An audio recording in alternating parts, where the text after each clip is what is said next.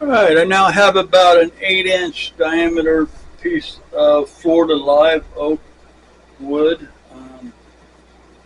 I love Florida live oak. Compared to other oaks, it's just got so much character. Now this is what I did. See, 324. I prepared this, so it was just in March. It's going to be still a little bit wet, but that's okay. I think it's cracked as far as it's going to crack.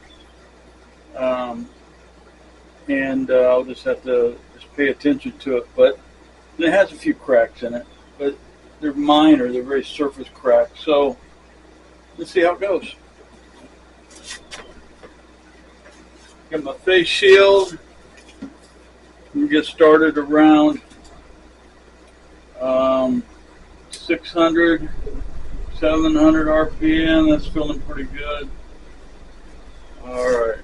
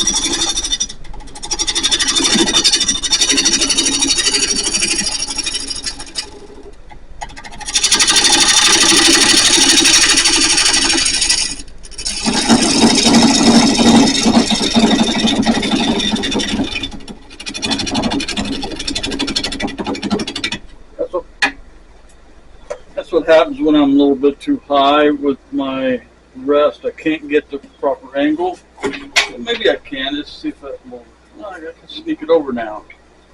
Before I couldn't because this is really off. And you can start seeing character come through this wood.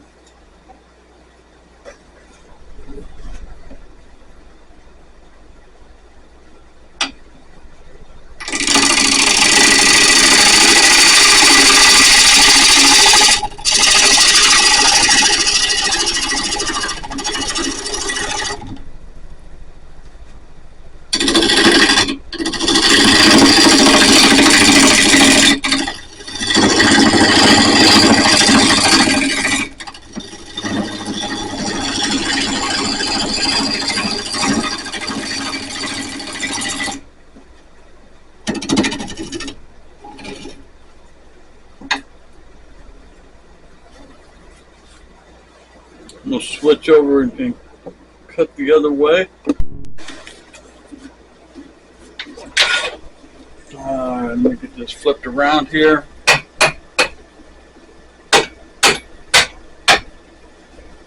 Mainly to get it balanced out so that I can start going a little bit faster with my cuts.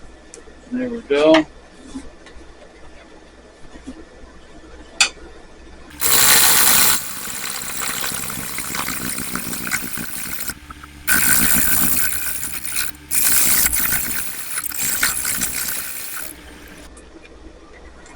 All right, now that's balanced anyway. Let me see. Now we got all our bark, it looks like. So far, so good. All right, now I'll get it marked so that I can cut the recess here.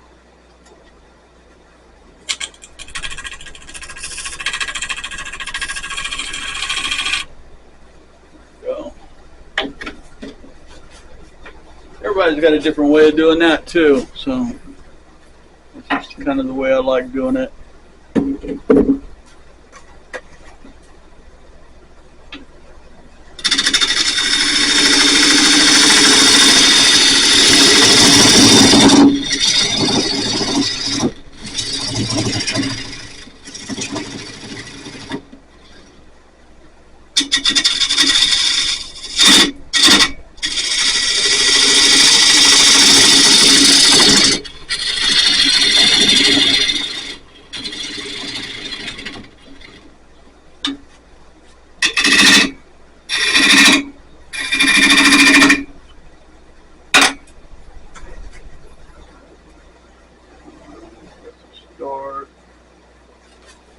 pull my other handy dandy tool here for cutting this. But the reverse is now I'm cutting the mortise. I'm going to cut the mortise out.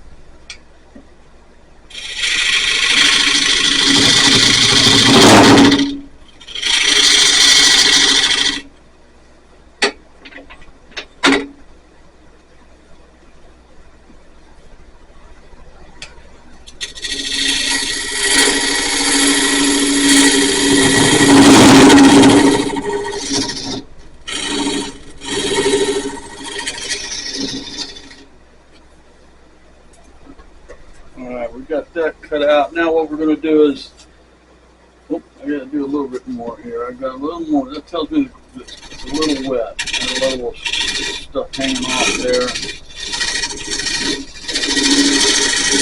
little bit more.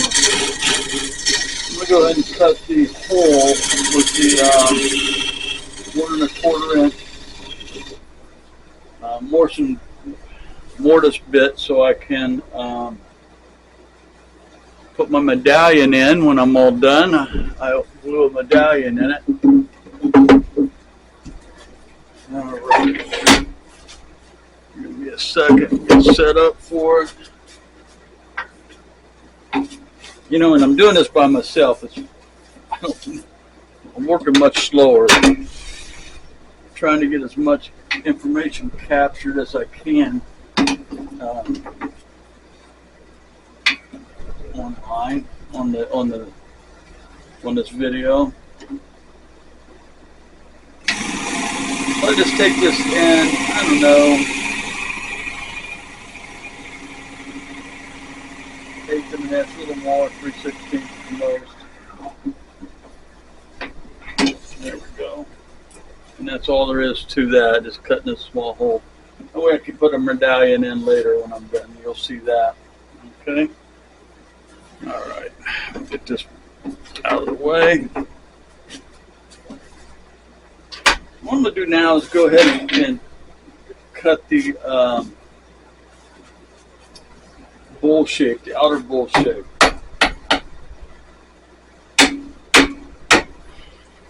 I like doing as much as I can while it's set up this way. There we go. Actually, I need to do something else first. I need to, sorry. I am absent-minded at times. I get in a hurry to do things. I need to cut this over. Oh, so I only have so much showing.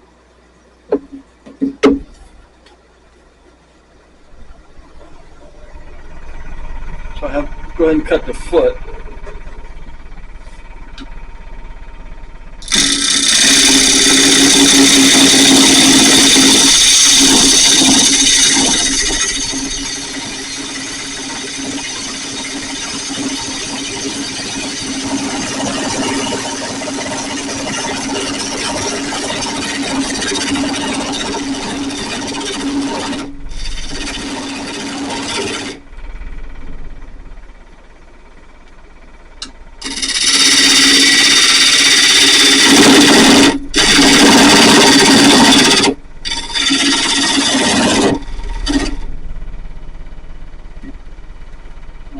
You don't want to take too much off because you need enough meat to still hold that without it breaking under pressure when I flip this thing around. So, alright, let me flip this.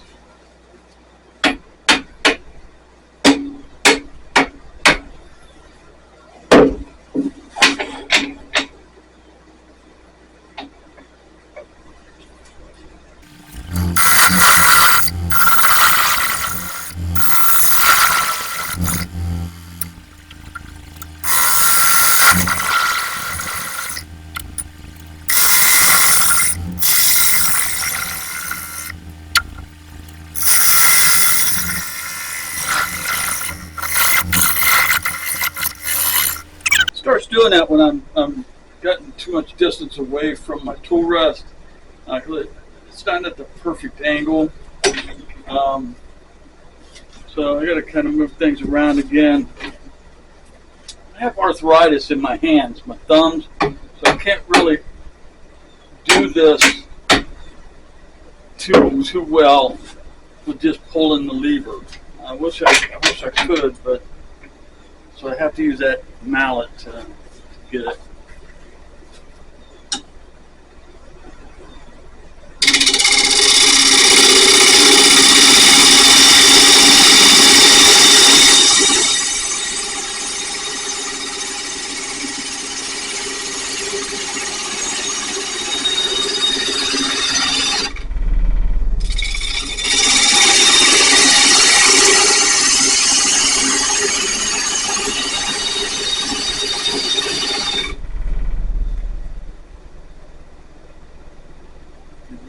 Good.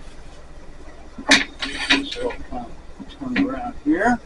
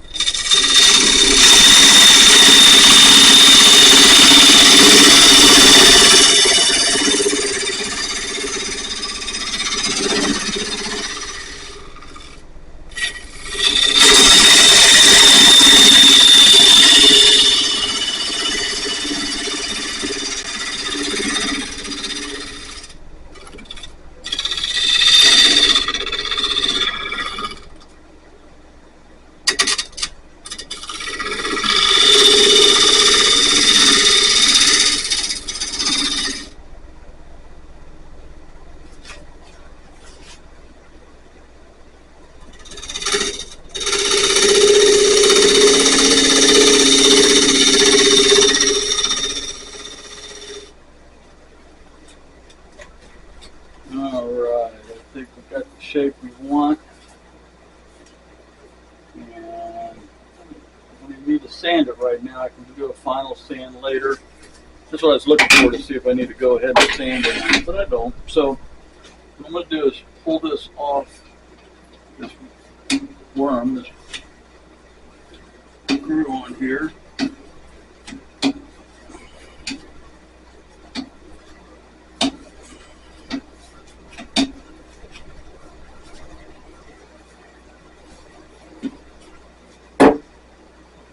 Okay.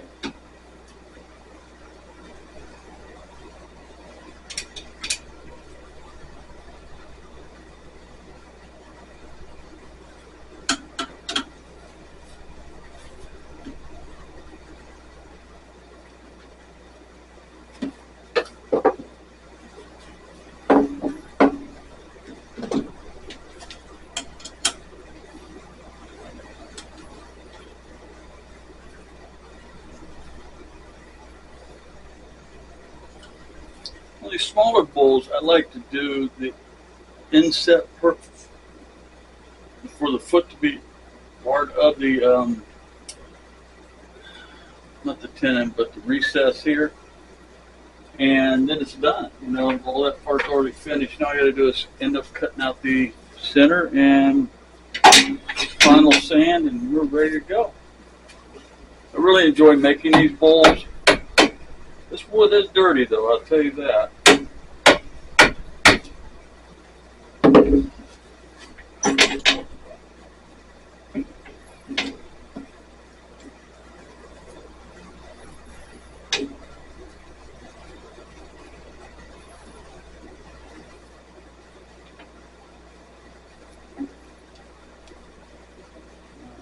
We do get close over here, didn't I?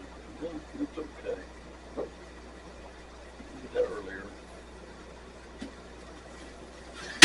Let me stop this for a minute. I got to move this. You know, I do really like this 40 live oak. The problem is where I live, it's about the only wood I can just pick up or go cut up a limb off. Or when we have a storm come through, this is the trees are everywhere, and that's the wood we typically have.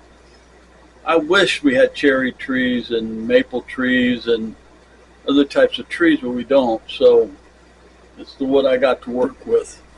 So anyway, so that's what you'll mostly see on my channel, is this and segmented bowls.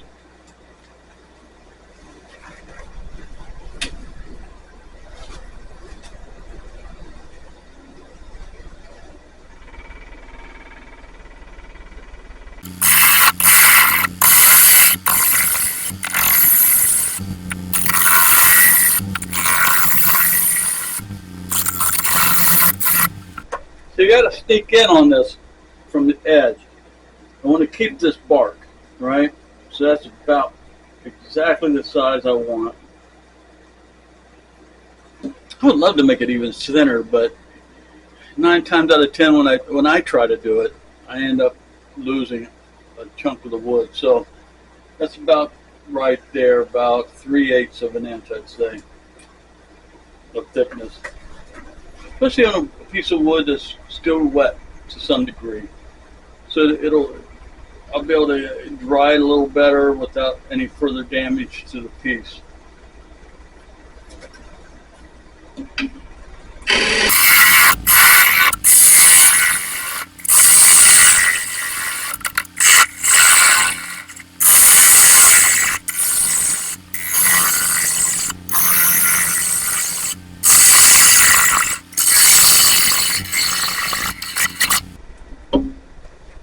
I'm going to change my tool rest here. Get around here where I can get some more work done. I'm reaching too far. You can kind of tell it when I was hopping around there.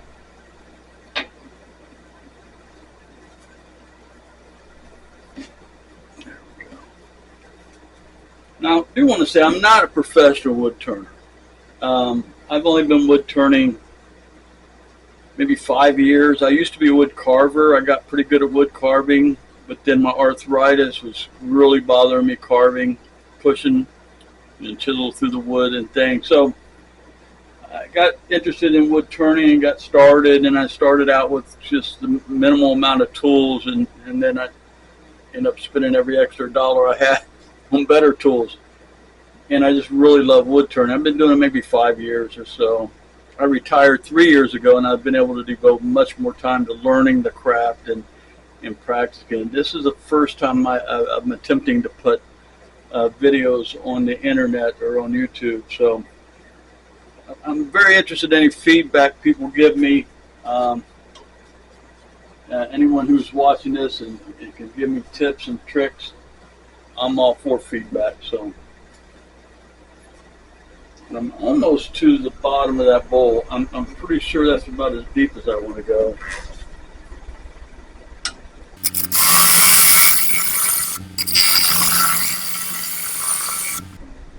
Let me go ahead and check this. Yeah, I'm thicker at the bottom, so I got more room to go there. Depth-wise, I'm very close to the end, so I can't go any deeper.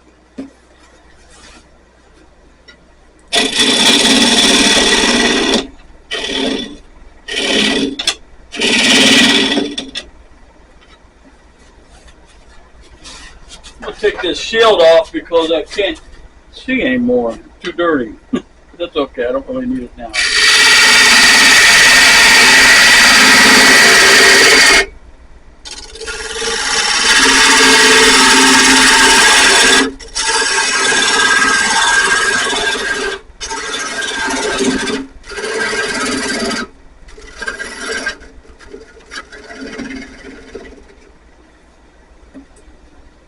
Alright, let's take a look at that.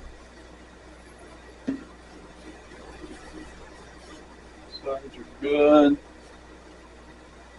I'm going to clean up some more. So I'm going to switch over to my handy dandy negative scraper. I love this negative scraper. It really does a good job of cleaning up any tool marks and things. Some people might call it cheating. I call it taking advantage of the tools you can get. I'm not a big fan of carbide tools, except if I'm doing anything with resin. But each your own. Some people love using carbide tools, but I personally